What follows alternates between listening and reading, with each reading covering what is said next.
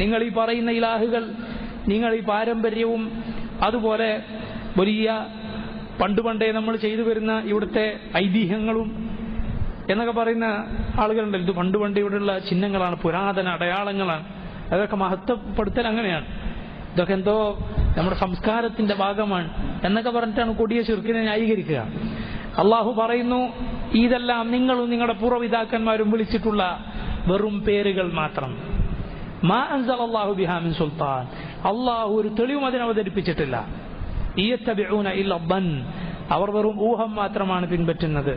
ലഖദ് ജാഅഹും മിർ റബ്ബിഹിമുൽ ഹുദാ, എന്നാൽ നിന്റെ റബ്ബിൽ നിന്ന് അൽ ഹുദ, സന്മാർഗം, വെളിച്ചം വന്നിരിക്കുന്നു. ഇത് വന്നല്ല, ഇസ്ലാം ഊഹമല്ല, ഇസ്ലാം അള്ളാഹുവിൽ നിന്നുള്ള ഹക്കും ഹുദയുമാണ്, സന്മാർഗവും സത്യവുമാണ്. അള്ളാഹു ഒരു സുൽത്താനും ഇറക്കിയിട്ടില്ലാത്തതാണ് ഈ ബിംബങ്ങൾ. ഇബ്രാഹിം അലൈഹി സ്വലാത്തു വസ്സലാം പറഞ്ഞതുപോലെ അത് എത്ര തലമുറ ചെയ്തിട്ടുണ്ടെങ്കിലും ഖാല ലഖദ് കുൻതും അൻതും വഅബാഉകും ഫീ ളലാലിൻ മുബീൻ, പൂർവ്വപിതാക്കന്മാരുടെ മഹിമ പറഞ്ഞ ആളുകളോട് നമ്മൾ പണ്ടേ ചെയ്തു വരുന്നതാണ്, ഉപ്പാപ്പമാര് തൊട്ട് ചെയ്തു വരുന്നതാണ്, ഇപ്പൊ കുറെ പുത്തമ്പാദികൾ വന്നിട്ട് ഇതിനെ എതിർക്കുന്നു എന്ന് പറഞ്ഞ ശിർക്കിന്റെ ആളുകളോട് ഇബ്രാഹിം അലൈഹി സ്വലാത്തു വസ്സലാമിന്റെ മറുപടി എന്താ? ഖാല ലഖദ് കുൻതും അൻതും വഅബാഉകും ഫീ ളലാലിൻ മുബീൻ, നിങ്ങളും നിങ്ങളുടെ പൂർവ്വപിതാക്കന്മാരും വ്യക്തമായ ളലാലത്തിൽ, വഴികേടിൽ തന്നെയാണ്. വഴികേട് ആര് ചെയ്താലും വഴികേടാണ്, അത് എത്ര വലിയ ഉപ്പാപ്പയായിട്ടും കാര്യമില്ല. ഹക്ക് അള്ളാഹു പറഞ്ഞതും അവന്റെ റസൂൽ സല്ലല്ലാഹു അലൈഹി വസല്ലം പറഞ്ഞതാണ്. അപ്പൊ നിങ്ങൾ പറയുന്നതിലാണോ നിങ്ങളുടെ പൂർവ്വപിതാക്കന്മാർ, നിങ്ങളും അവരും ളലാലത്തിൽ തന്നെ.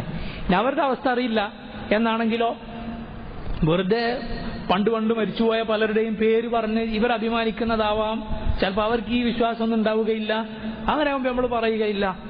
മൂസ അലൈഹി സ്വലാത്തു വസ്സലാമിനോട് ഫിർഔൻ ചോദിച്ചതുപോലെ, ഖാല ഫമാ ബാലുൽ ഖുറൂനിൽ ഊലാ, ഓ മൂസ, നീ പറയുന്നതാണ് സത്യമെങ്കിൽ എന്താണ് കഴിഞ്ഞ തലമുറകളുടെ അവസ്ഥ?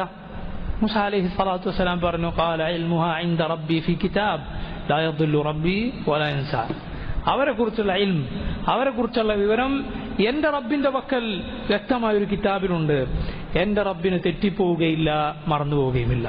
അള്ളാഹു നോക്കിക്കോളും അവരുടെ കാര്യം. ലഹാ മാ കസബത് വലകും മാ കസബ്തും വലാ തുസ്അലൂന അമ്മാ കാനൂ യഅമലൂൻ, അവർ ചെയ്തത് അവർക്ക്, നിങ്ങൾ ചെയ്തത് നിങ്ങൾക്ക്. പഴയ തലമുറ ചെയ്തത് ആ തലമുറക്ക്, നിങ്ങൾ ചെയ്യുന്നതാണ് നിങ്ങൾക്ക്. അവർ ചെയ്തതിനെ കുറിച്ച് അള്ളാഹ് നിങ്ങളോട് ചോദിക്കുകയില്ല. അവർ ചെയ്തതിനെ കുറിച്ച് അള്ളാഹു നിങ്ങളോട് ചോദിക്കുകയില്ല. നമ്മളെ കുറിച്ചാണ് അള്ളാഹ് നമ്മളോട് ചോദിക്കുക.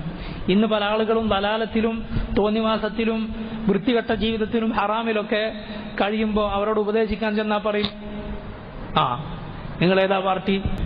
അള്ളാഹിന്റെ അടുത്ത് ഇവന് മറുപടി പറയാൻ കഴിയോ? വലാ തഖ്ഫു മാ ലൈസ ലക ബിഹി ഇൽമുൻ, പിന്നെങ്ങനെ തോന്നിയതുപോലെ അറിവിന്റെ അടിസ്ഥാനത്തിലല്ലാതെ ജീവിക്കാൻ നിനക്ക് കഴിയും? അള്ളാഹു പറഞ്ഞിട്ടുണ്ട്, അറിയാത്തതിന്റെ പിന്നാലെ പോകരുത്.